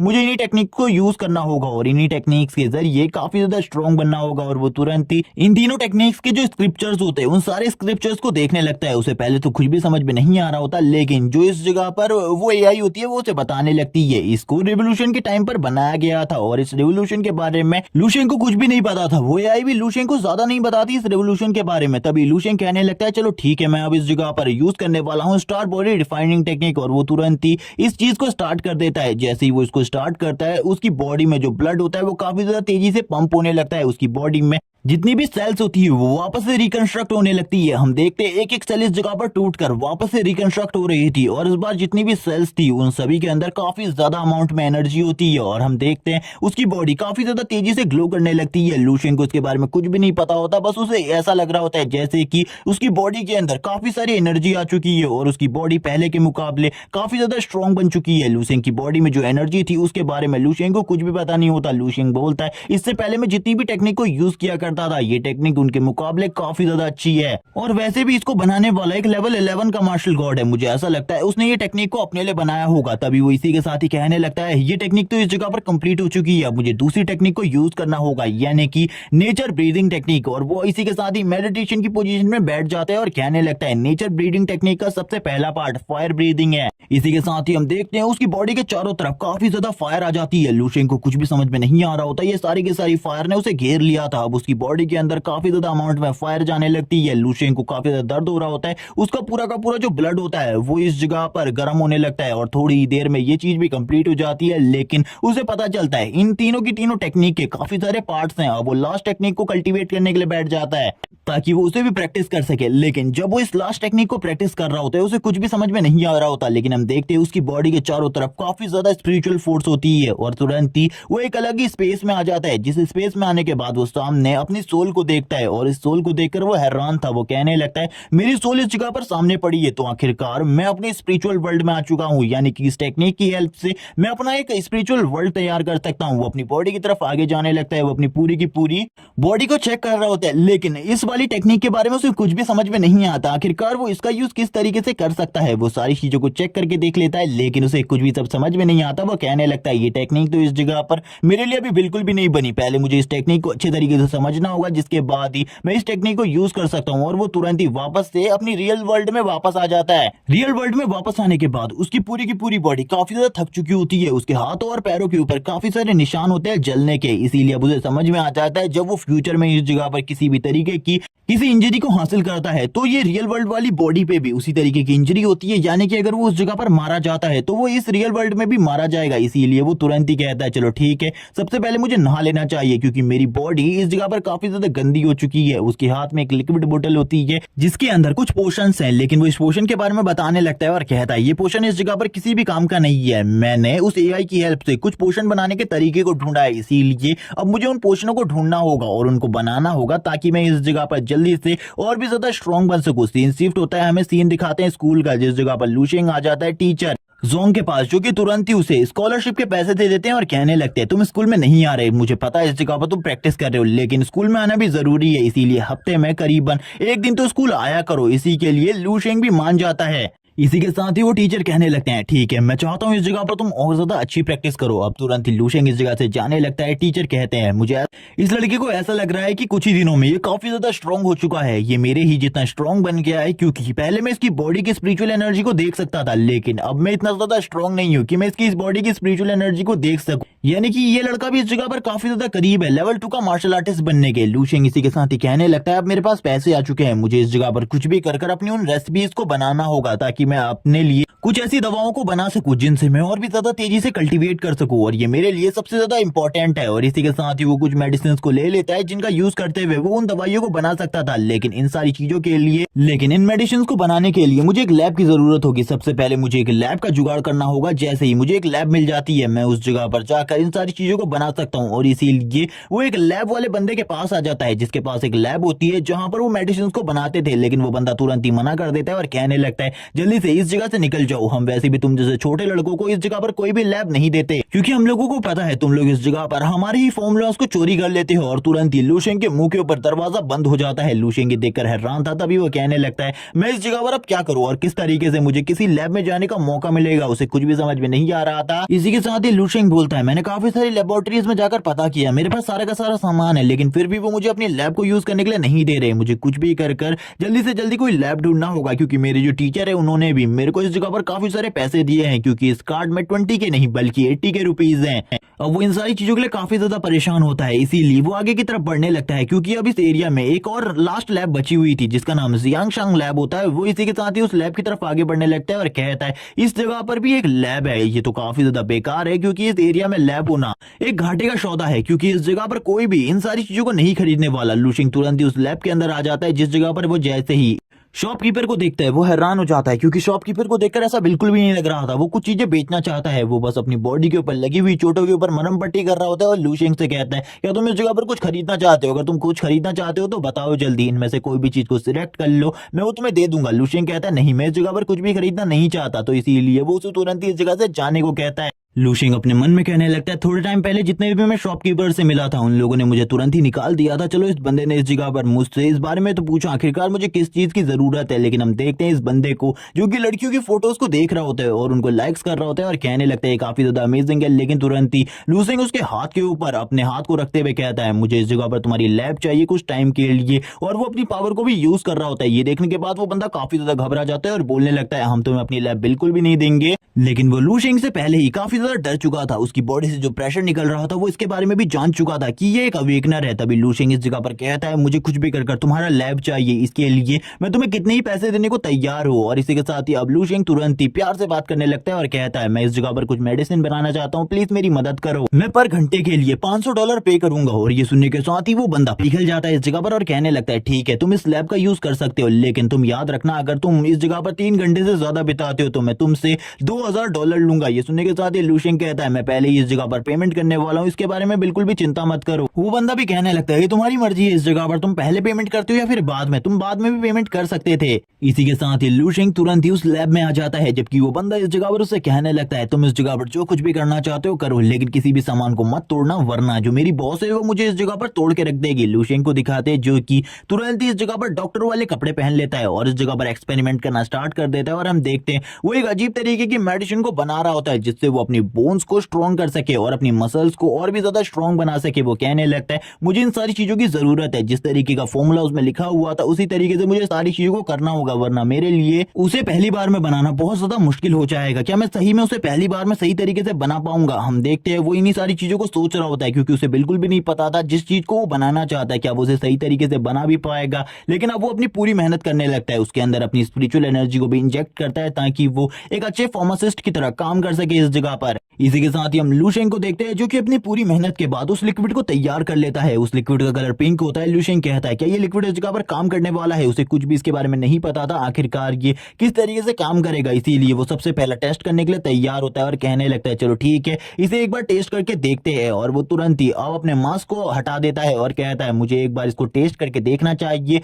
क्योंकि उसे इसके बारे में नहीं पता था फर्स्ट टाइम पर उसने इसे सही तरीके से बनाया है या फिर नहीं। हम देखते हैं वो तुरंत इस लिक्विड को पीना स्टार्ट कर देता है। वो पीते ही कहने लगता है ये तो पूरे तरीके से टेस्टलेस है, मुझे बिल्कुल भी नहीं लगा था मैं एक टेस्टलेस लिक्विड बनाऊंगा, इसका कोई भी असर नहीं है, शायद से मैंने पहली बार इसे गलत तरीके से बनाया है। लेकिन तुरंत ही उसकी बॉडी में कुछ अजीब चीजें होने लगती है और वो नीचे की तरफ गिर जाता है और हम देखते हैं उसके हाथ में जो वो लिक्विड का जार होता है वो भी टूट जाता है और वो जोर जोर से चिल्लाना स्टार्ट कर देता है और कहता है ये तो इस जगह पर सही में काम कर रहा है। और थोड़ी ही देर में हम देखते हैं वो सही तरीके से एक जगह पर आराम कर रहा होता है और कहने लगता है फाइनली इस जगह पर मैंने इस लिक्विड को सही तरीके से बना लिया है। वो काफी ज्यादा खुश होता है और वो कहने लगता है मैंने इस लिक्विड को जिस तरीके से बनाया है अब इस जगह पर मैं सही तरीके से इसका यूज करूँ तो मैं काफी ज्यादा स्ट्रॉन्ग बन सकता हूँ। अब वो इसी बारे में बात कर रहा होता है और वो तभी काफी ज्यादा तेजी से उसके दरवाजे के ऊपर नॉक होने लगती है। ये देखने के बाद लूशिंग हैरान था। वो कहने लगता है मैंने तुमसे पहले भी कहा था इस जगह पर मुझे बिल्कुल भी डिस्टर्ब मत करना जब मैं इस लैब के अंदर काम कर रहा हूँ। लेकिन सामने वाला बंदा जो कि इस शॉप का शॉपकीपर होता है वही येलो हेयर बॉय वो कहने लगता है बॉस इस जगह पर आ चुकी हैं, मैं इस जगह पर तुम्हें बाद में सारी चीजें एक्सप्लेन कर दूंगा, तुम्हारे पैसे भी वापस कर दूंगा, लेकिन तुम जल्दी से पीछे के दरवाजे से इस जगह से निकलो। लूशिंग भी ये सुनने के बाद हैरान हो जाते हैं और कहने लगता है ठीक है मैं इस जगह से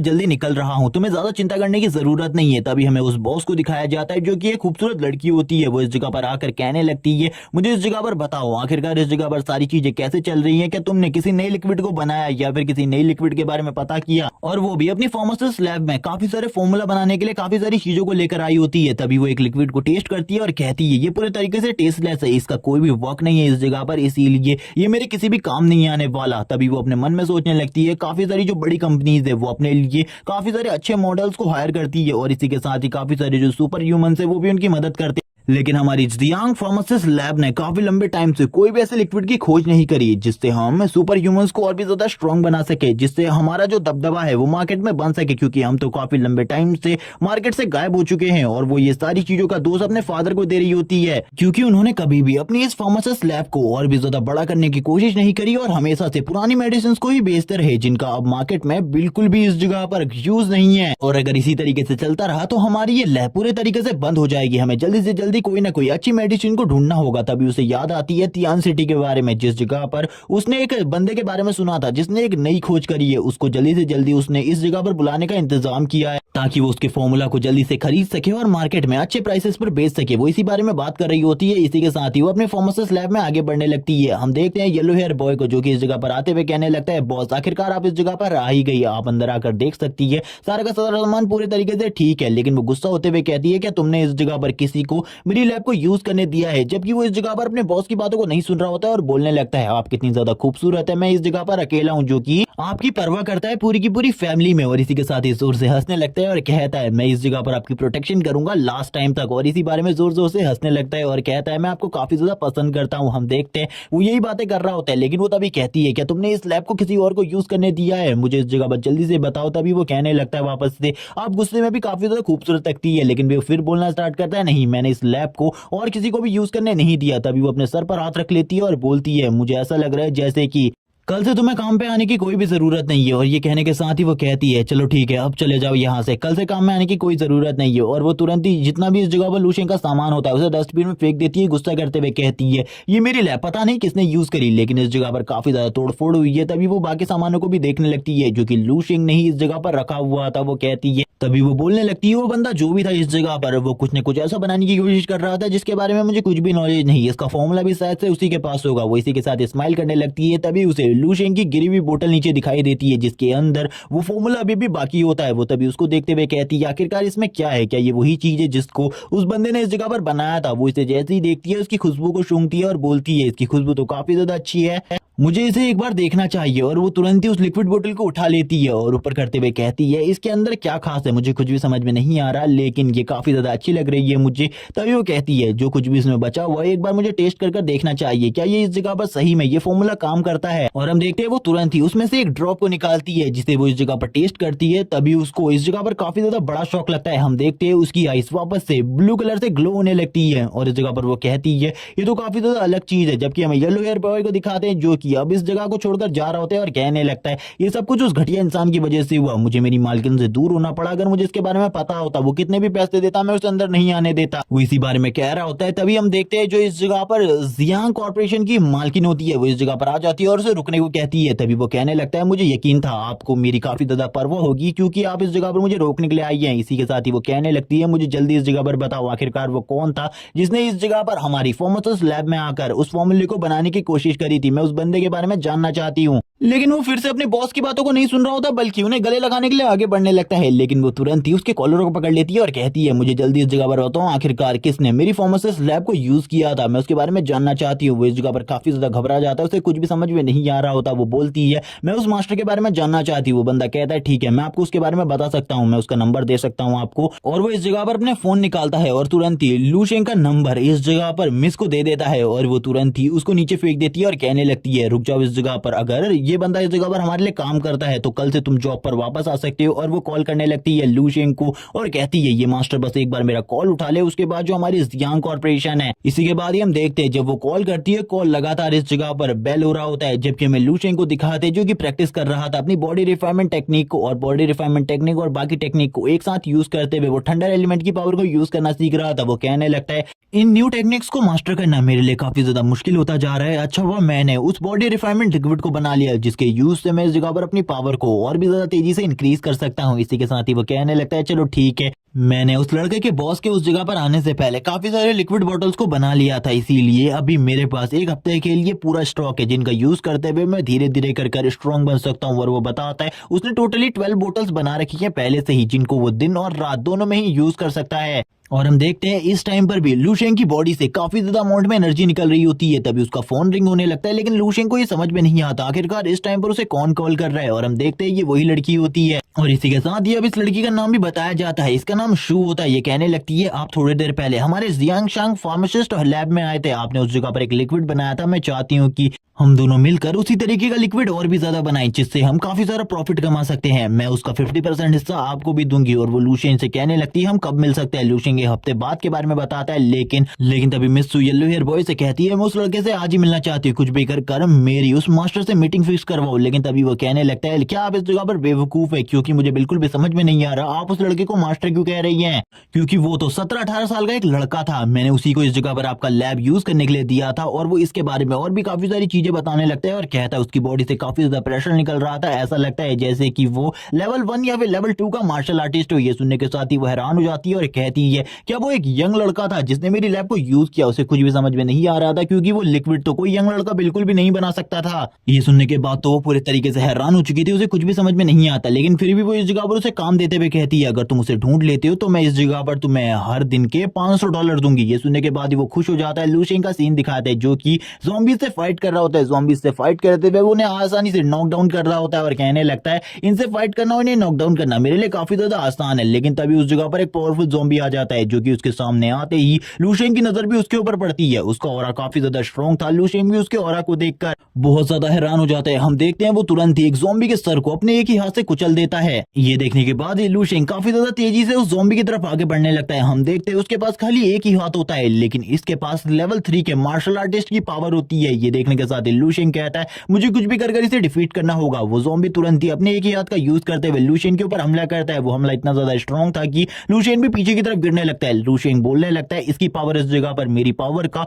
दुगना है। मुझे बिल्कुल भी समझ में नहीं आ रहा आखिरकार मैं इसके अगेंस्ट किस तरीके से फाइट कर सकता हूं, क्योंकि ये तो काफी ज्यादा स्ट्रॉन्ग है। और वापस से काफी ज्यादा जोर से चिल्लाते हुए लूशेन के ऊपर हमला करने लगता है। हम देखते हैं उसके एक ही पंच से लूशेन की हालत इस जगह पर खराब हो जाती है। लूशेन कहता है, मुझे इसके दूसरे हाथ को भी तोड़ना होगा। अगर मैं इसके इस हाथ को भी तोड़ देता हूं तो ये इस जगह पर काफी ज्यादा इजीली नॉकडाउन हो जाएगा। और वापस से उन दोनों के बीच में फाइट स्टार्ट हो जाती है। लूशेंग भी उसके ऊपर हमले कर रहा होता है, वो भी लूशेंग के ऊपर हमले कर रहा होता है, लेकिन उसके हमलों का उस ज़ॉम्बी के ऊपर ज्यादा असर नहीं हो रहा था। तभी लूशेंग ऊपर से एक जंप लेता है और तुरंत ही उसके सर के ऊपर एक किक मारता है और उसके सर को डिस्ट्रॉय कर देता है। और बोलने लगता है, अगर ये इस जगह पर सही सलामत होता या फिर इसके दोनों हाथ ठीक होते और इसकी जो कंडीशन है वो एक नॉर्मल ह्यूमन वाली होती, तो ये जरूर इस जगह पर मुझे मार डालता है। इसके एक ही हाथ से मुझे इस जगह पर इतनी ज्यादा चोटें लगी हैं कि इसके बारे में मैं कुछ भी नहीं कह सकता। तभी उसे पता चलता है कि इस जगह पर आर्मी का एक कमांडर था। और ये सुनने के बाद लूशेंग कहता है, इस कमांडर के लिए मेरे दिल में काफी ज्यादा रिस्पेक्ट है, जिसने इस जगह पर अपनी जान देकर काफी सारे लोगों की जान बचाई थी। और तभी वो कहता है, चलो ठीक है, मैंने इस जगह पर काफी ज्यादा ट्रेनिंग कर ली है, अब अपनी पावर को चेक करने का टाइम आ चुका है। और वो तुरंत ही वापस अपनी उन्हीं टेक्निक्स को प्रैक्टिस करने लगता है। वो कहता है, इन टेक्निक को लगभग मैं 5 से 6 दिन से प्रैक्टिस कर रहा हूं, मुझे अभी तक कुछ भी समझ में नहीं आया आखिरकार मैं इनका यूज किस तरीके से कर सकता हूं, क्योंकि इनको यूज करना और इनको सही तरीके से कल्टीवेट करना मेरे लिए मुश्किल होता जा रहा है। वो तभी इन्हीं की चीजों के बारे में बात कर रहा होता है और कहता है, मुझे इस जगह पर अपनी पावर को दोबारा से टेस्ट करना है। आखिरकार मेरा जो क्यूआई ब्लड लेवल है और इसी के साथ ही जो मेरी स्ट्रेंथ है वो किस लेवल पर पहुंच चुकी है, इसके बारे में भी मुझे कुछ भी नहीं पता। मुझे सबसे पहले इन चीजों के बारे में पता करना होगा। लेकिन जब लूशेंग इस जगह पर शांति से खड़ा होता है और अपनी टेक्निक्स के बारे में सोच रहा होता है, उसी टाइम पर बाकी जो ज़ॉम्बीज होते हैं वो लूशेंग की तरफ आगे बढ़ने लगते हैं उसे मारने के लिए। जैसे ही लूशेंग की नजर इन लोगों के ऊपर पड़ती है, लूशेंग कहता है, तो ठीक है, अगर तुम इस जगह पर मुझे मारना चाहते हो तो मैं तुम्हें खत्म कर देता हूं। और अपने एक पंच को काफी ज्यादा तेजी से जमीन के ऊपर मारता है और उन सभी को एक ही बार में खत्म कर देता है। और वापस से वो आ जाता है डोजो में, जिस जगह पर वो अपनी पावर्स को चेक करना चाहता था। ये देखकर वो लड़की भी हैरान हो जाती है। लूशेंग कहता है, क्या इस जगह पर कोई रूम खाली है जिस जगह पर जाकर मैं अपने पावर को चेक कर सकूं। वो लड़की भी लूशेंग को देखकर हैरान होती है और कहती है, शायद से तुम्हारे टेस्ट काफी ज्यादा नजदीक आने वाले, इसीलिए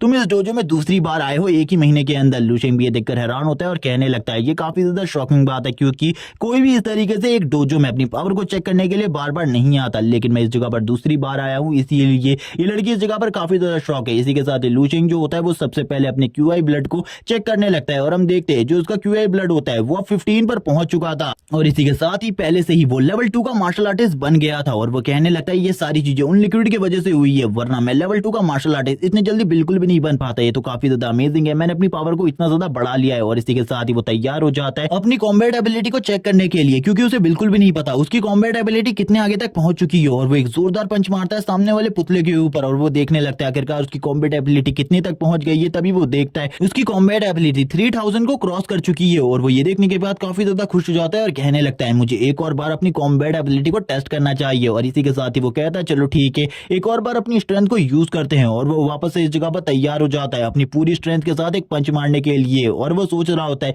क्या वो इस बार वापस से इस पुतले को तोड़ सकता है जैसे कि उसने पिछली बार किया था। लेकिन लू शेंग के सेकंड पंच का रिजल्ट बिल्कुल भी नहीं दिखाया जाता। वो वापस से बाहर आ जाता है और वो लेडीज जगह पर लू शेंग से पूछती है आखिरकार तुम्हारा रिजल्ट कैसा रहा। लू शेंग बताता है आज का रिजल्ट काफी ज्यादा अमेजिंग था, मुझे ऐसा लगता है मैं टेस्ट को क्रॉस कर सकता हूँ। ये सुनने के बाद ही वो लड़की कहती है यहाँ पर मैं प्रे करूंगी गॉड से कि तुम जरूर इस टेस्ट को क्रॉस कर लो। तभी हम एक लड़की को देखते जो कि इस डोजो में एंटर होने लगती है और इसी के बाद ये पार्ट इसी जगह पर एंड हो जाता है। अगले एपिसोड में हम देखेंगे क्या लू शेंग इस जगह पर सही में अपने कंपटीशन को कंप्लीट कर पाएगा और एक कमांडर की पोजीशन वापस से हासिल कर पाएगा। तब तक के लिए चैनल को सब्सक्राइब कर दो, वीडियो को लाइक कर दो और अगर ये सीरीज अच्छी लगी हो तो कमेंट करके जरूर बताना और इसका नेक्स्ट पार्ट चाहते हो तो इसके बारे में भी जरूर बताना। Okay bye guys.